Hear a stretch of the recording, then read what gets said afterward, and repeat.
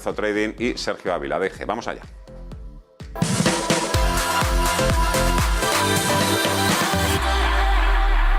Magdalena Bassi es miembro del equipo del Departamento de Gestión de Patrimonios en AIG Banca Privada. Magdalena, hola, ¿qué tal? ¿Cómo estás? Buenas tardes.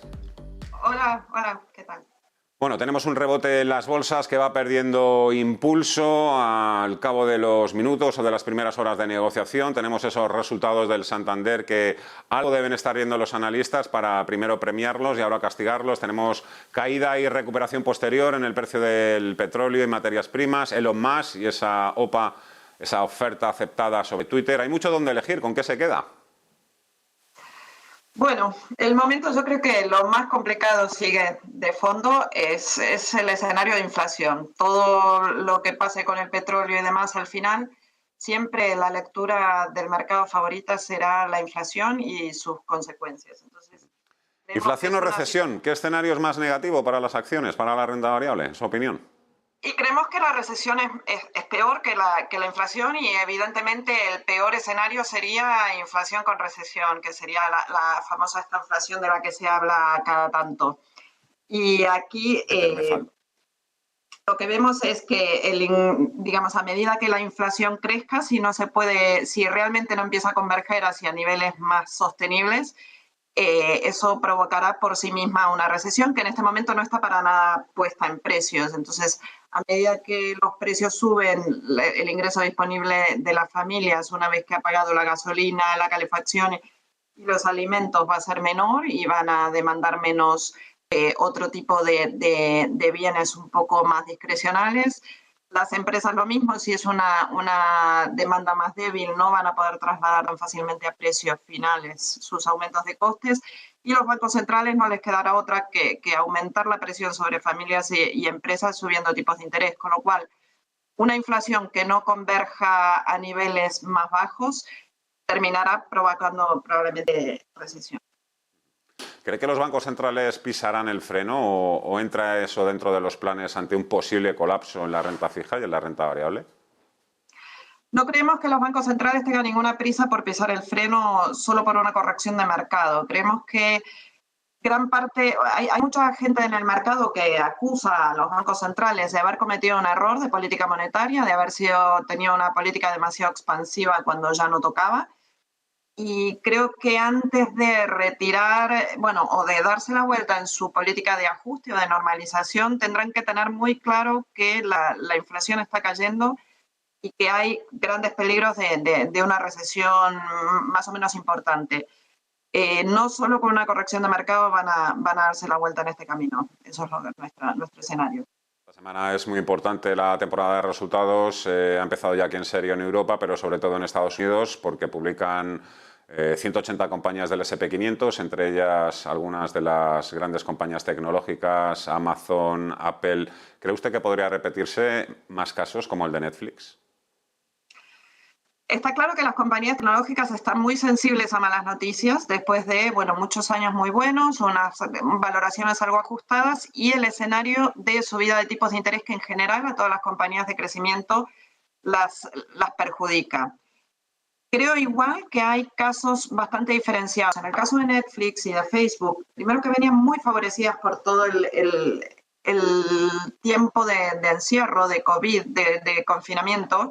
No son compañías que particularmente habían tenido un muy buen resultado gracias al confinamiento. Y a su vez son compañías que están enfrentando bastante más competencia que otras compañías tecnológicas, otras compañías de la FAN. Entonces, por ejemplo, Netflix con otras plataformas en Estados Unidos, con Disney y demás en el resto del mundo. Facebook en el caso de la competencia que tiene con TikTok y el impacto que hace en la cantidad de usuarios que usan su pantalla para mirar Facebook. Con lo cual, yo creo que vamos a tener que distinguir casos. En el caso de Apple, por ejemplo, ese problema no lo tendrá, pero tendrá el problema de la cadena de suministros con los cierres en China. En el caso de Amazon, el coste de la gasolina, el coste de mano de obra para distribución también podría afectarle los resultados. Creo que hay que estar atentos, pero sobre todo la parte de la competencia, que es algo muy especial de Netflix y Facebook, no creo que lo tengan el resto de las compañías grandes como Microsoft y compañía. Vayamos ya a lo que no es tan singular o Magnífico, hablo de la bolsa española, está siendo la auténtica sorpresa en 2022 en las bolsas europeas junto al FT100 londinense. ¿Cree usted que tiene la fuerza y el atractivo suficiente para seguir siendo esa sorpresa positiva en 2022?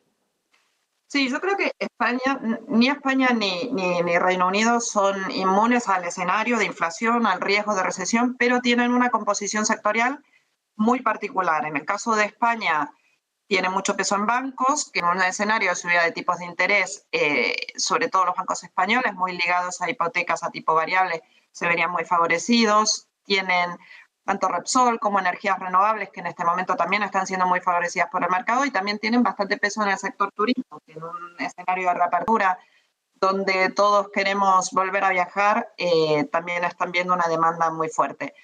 Lo veo más una cuestión ligada a qué tipo de composición sectorial tiene la bolsa española, en el caso de Reino Unido más ligada a materias primas y también a bancos, que a una cuestión de que la economía española vaya a tirar especialmente. Pero nosotros creemos que en gran parte de estos sectores pueden seguir haciéndolo bien, con lo cual realmente por fin podemos tener un buen año para el índice español frente al resto de bolsas. Ojalá sea así. ¿Cómo cree que deberían los inversores construir carteras ganadoras en este 2022, que solo no ha hecho más que empezar y le queda todavía muchísimo viaje y muchísimas curvas y muchísimos puertos por subir?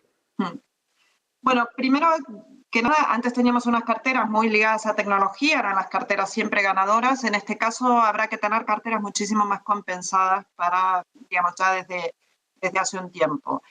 De mediano plazo nos sigue gustando muchísimo la tecnología. Creemos que cuando todo este escenario de inflación vaya normalizándose, vamos a tener que volver a poner foco en las compañías que lideran el crecimiento de beneficio, y creo que la tecnología volverá a tener su momento. No se sabe bien si en los próximos meses o un poco más hacia fin de año.